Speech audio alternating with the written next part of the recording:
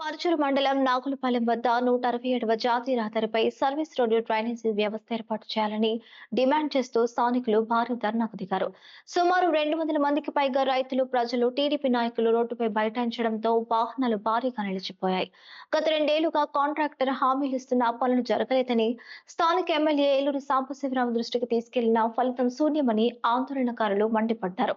చీరాల, చిలకలూరుపేట వంతెనలతో పాటు కల్వర్టు పనులు పూర్తి కాకుండానే టోల్ ప్లాజా ఏర్పాటు చేసి డబ్బులు వసూలు చేయడంపై తీవ్ర ఆగ్రహం వ్యక్తం చేశారు.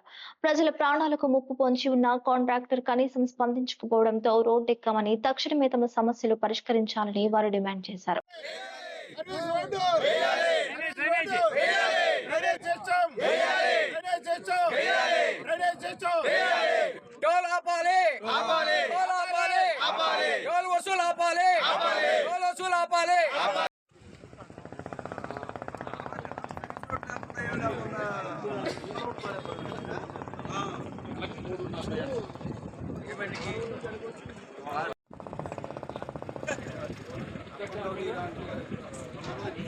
రైతు పడకుండా